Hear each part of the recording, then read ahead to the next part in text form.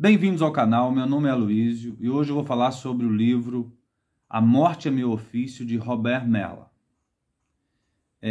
Esse é um livro que trata de uma biografia ficcional de Rudolf Hess, um dos arquitetos da solução final na Alemanha nazista. Tá? E aqui a gente tem uma obra bastante interessante, uma obra polêmica, porque o autor ele traça um perfil, principalmente a partir de entrevistas que essa personagem fez antes de ser executado. Né? Ele foi preso, ele foi julgado em Nuremberg e ele acabou dando várias entrevistas a um psicólogo. Então o autor se baseia nessas entrevistas para escrever essa biografia aliado a fontes históricas. Então, assim, ele junta tudo isso e escreve uma obra bastante convincente. Aqui a gente tem um menino na Alemanha do início do século XX, da virada do século XX para do século XIX para o século XX, um menino bastante atormentado por uma família extremamente rigorosa e religiosa. E a gente vai vendo a evolução desse menino, a maneira metódica como ele leva a vida, a maneira metódica como ele tem um senso de dever. Vem a Primeira Guerra Mundial, ele participa da Primeira Guerra Mundial, volta para uma Alemanha destroçada. Então aqui a gente tem vários elementos da República de Weimar, da violência, do caos que se instala em Weimar a partir do fim da Primeira Guerra Mundial. E assim, num caldo de vários elementos, vão se juntando uma obsessão com o dever, uma obsessão com o país, uma obsessão com a Alemanha, uma obsessão em cumprir ordens. Então são vários elementos que vão sendo inoculados na alma desse jovem e ele nunca opta por romper com isso. Porque várias outras pessoas também foram submetidas a isso e romperam, mas ele não. Ele opta por se manter fiel a esse caminho que vai sendo imputado a ele aos poucos, de certa maneira, a essa direção. Principalmente ao fato de cumprir ordens de forma zelosa, de forma extremamente obediente. Então, assim, aqui a gente tem várias informações de história da Alemanha, são várias informações muito bem distribuídas ao longo da obra. É uma leitura, é uma boa obra, é uma leitura fácil, acessível. Então a gente tem assim, uma boa obra, uma leitura acessível e várias informações históricas do processo que levou a Alemanha, o Império Alemão, à guerra, à derrota, ao caos que se instala após a derrota e a criação da República de Weimar, a violência como arma política que se estabelece na Alemanha após essa derrota, e isso caminha para aquilo que ficou conhecido como a solução final, né? O Holocausto, a destruição de várias pessoas. Então, assim, não é um livro duro, de certa maneira, tem informações aqui duras de se ler, informações difíceis de se ler. Há uma descrição muito detalhada do complexo, da criação do complexo das câmaras de gás, da execução das vítimas, da destruição de seres humanos de uma maneira assim industrial. Então a gente tem tudo isso aqui colocado de maneira bem clara, bem lúcida, bem marcante, talvez até assintosa para algumas pessoas. De certa maneira, um livro esplêndido, mas um livro um pouco doloroso. É isso que a gente tem aqui. E aí chegamos até a etapa em que ele é julgado e condenado, condenado e executado. E, gente, isso não é spoiler. Primeiro que isso é história. Segundo que é uma história já de mais de 70 anos. Então, assim, é um fato estabelecido. O romance em si é uma maneira da gente ter acesso a isso que aconteceu. É um livro que eu não tinha lido ainda. Algumas pessoas me perguntam se esse livro eu li agora ou se eu já li no passado. Na maioria das vezes, são livros que eu já li. Na maioria das vezes são livros que eu já li. e que eu releio. Em alguns casos, eu dou uma pincelada, pego algumas anotações que eu fiz, pego algumas marcações que eu fiz, no geral, mas no geral eu releio essas obras. Não todas, é claro, né? Esse livro aqui é diferente. Esse é um livro que eu acabei de ler. Até porque eu sabia da existência desse livro, mas não havia uma edição acessível para a gente, principalmente aqui no Brasil.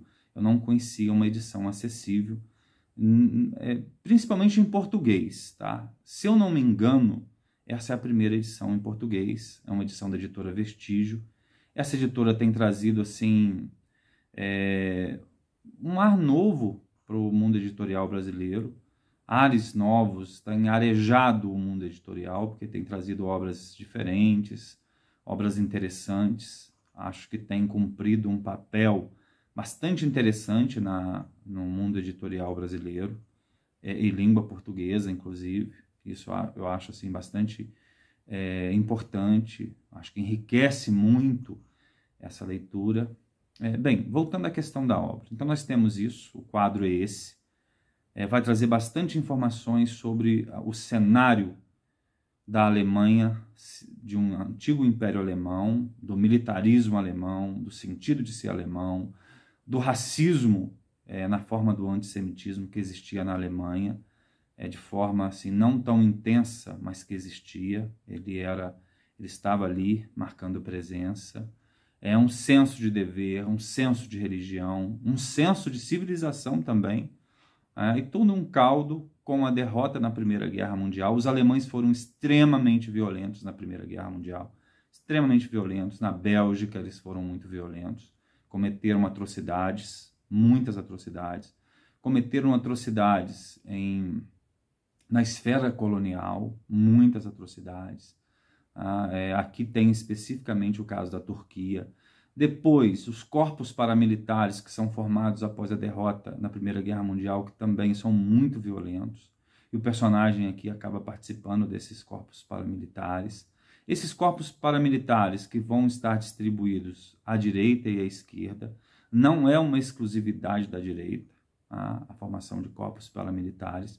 A direita vai ter mais eficiência em formar esses corpos, porque há uma rejeição meio que de essência desses corpos paramilitares com relação à esquerda. Mas, enfim, não é exclusividade da direita.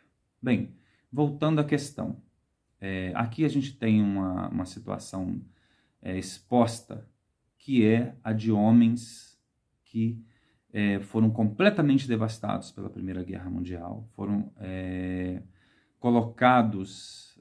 foram expostos a uma violência muito brutal da Primeira Guerra, né? E o que a gente tem na história, principalmente da Europa, é que a religião vinha em declínio desde o século XIX. A Primeira Guerra Mundial ela vai completar esse quadro. Vai ser uma destruição tão atroz, uma violência tão brutal, uma situação tão grotesca, que vai criar assim, uma terra destruída, um campo completamente estraçalhado para as crenças antigas. Consuma-se o quadro de uma descrença muito grande, e nesse vácuo dessa descrença religiosa, para alguns homens, não para todos, mas para alguns homens, abre-se a necessidade de se acreditar em alguma coisa. E ao acreditar em alguma coisa, vai abrir espaço para ideologias seculares, religiões seculares, uma fé e uma crença secular muito forte. E aí essa fé e essa crença secular muito forte vai transformar esses homens em pessoas extremamente perigosas. É aquilo que eu volto a falar, daquilo que eu chamo de uma pureza fatal. A pureza fatal, aqueles que se consideram puros, convictos, honestos, corretos, incapazes de se corromper, determinados a cumprir uma ordem, com um sentido de dever, de obrigação muito grande. E esses homens se tornam extremamente perigosos para as pessoas que estão ao redor delas, né? Porque em toda situação de poder, de governo poderoso, sempre aparecem aquelas pessoas, e até de movimentos poderosos, não só governo, mas movimentos. Sempre aparecem aqueles interesseiros, aqueles carreiristas, aqueles corruptos que estão a fim de ganhar uma grana, de se dar bem. Mas esses são os menos perigosos. Os mais perigosos são aqueles que se acham dignos de cumprir uma tarefa e cumprir essa tarefa sem se corromper, cumprir essa tarefa a fundo. Esses são os mais perigosos. E aqui isso fica muito claro. Isso não é uma novidade o que acontece na Alemanha. Talvez aqui ela tenha adquirido uma nuance mais brutal, mais violenta. Eu acredito que o nazismo tenha sido a manifestação mais violenta enquanto regime de todos que já aconteceram. Embora o comunismo tenha matado mais gente, numa escala monumental muito maior, mas a agressividade, a violência, a brutalidade do nazismo é muito maior. É muito maior. Porque num pequeno espaço de tempo eles assumem com orgulho essa responsabilidade, esse dever, esse ofício de exterminar pessoas apenas por ser quem elas são. Então, assim, quando as pessoas deixam de levar a sério a própria consciência, e eu acho isso fundamental, o fato de se ter uma consciência, mas essas pessoas vão colocar essa consciência completamente de lado para obedecer a uma fé cega, uma fé que vai deixar a consciência deles de lado, de fora. O dever, a honra, o ofício é cumprir as ordens, é levar a cabo uma tarefa em nome de uma crença, de uma fé, e aqui num caso de uma fé secular. Isso não é exclusividade de uma direção, não é apenas numa direção que se cumpre, que se entrega a essa fé. E esses homens são extremamente perigosos. Fazer parte da manada, porque fazer parte da manada com convicção. Não é fazer parte da manada para se proteger. Não é fazer parte da manada por interesse.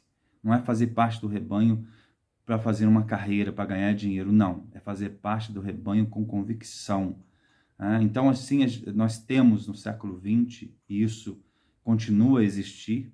Espero que não adquira a mesma força que já teve no século XX, mas fazer parte do rebanho, fazer parte da manada, é algo que é muito comum em algumas pessoas com uma capacidade intelectual, inclusive, que não é exclusividade nem da direita nem da esquerda.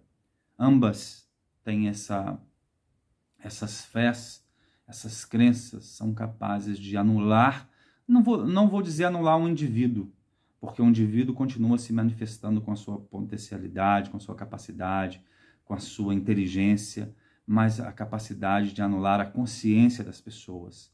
As pessoas são incapazes de julgar um ato pelo ato em si, mas elas vão julgar esse ato apenas pela fé que elas professam. E eu volto aqui e vou repetir algo que eu falei muito lá atrás, e tem algum tempo que eu não falo, no caso da guerra da Ucrânia, por exemplo. O caso da guerra da Ucrânia, para mim, é um caso muito claro.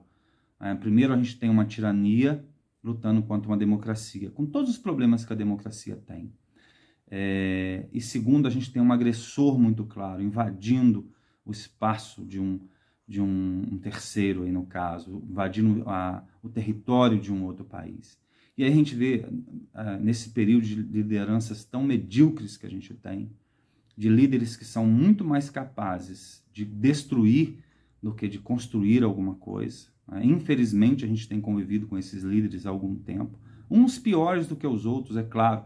Sempre, por mais que muitos sejam ruins, ou todos sejam ruins, sempre há um pior.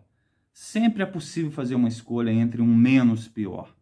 Mas, voltando à questão, há um tempo atrás eu ouvi um comentário dizendo o seguinte: não se faz uma guerra sozinho, tentando atribuir ao presidente da Ucrânia a mesma culpa que o sanguinário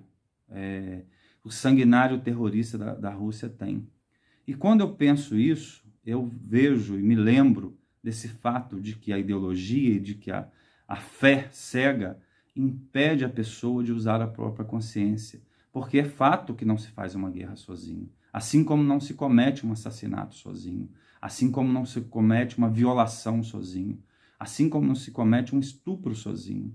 É preciso, no mínimo, 2 pessoas, um agressor e uma vítima. Isso é óbvio, isso é claro. Mas quando a pessoa se funda, né, se estabelece numa fé cega, numa ideologia que anula sua consciência, ela não é capaz de analisar o ato em si. Antes de analisar o ato, ela tem que olhar para a sua fé, para a sua crença, sua crença que às vezes é corrompida por esse tipo de visão do ser humano, né? No caso aqui, da vida, da sociedade. Bem, enfim, é um perigo, é um risco que as pessoas se deixem conduzir por uma fé cega, por um dever cego, sem olhar para a própria consciência. Porque, por mais que algumas pessoas sejam banais ao cometer um crime, ao cometer um mal, algumas maldades e alguns males, eles não são banais em si. Eles trazem um sofrimento muito grande para a humanidade, para as pessoas, para alguns indivíduos. Né? Então, esse é um livro que traz esse tipo de reflexão. É um livro polêmico, é um livro interessante, né? É um livro que é a primeira oportunidade que a gente tem de ler em português, então, mais um motivo para recomendar. Bem, enfim, um abraço a todos e até o próximo vídeo.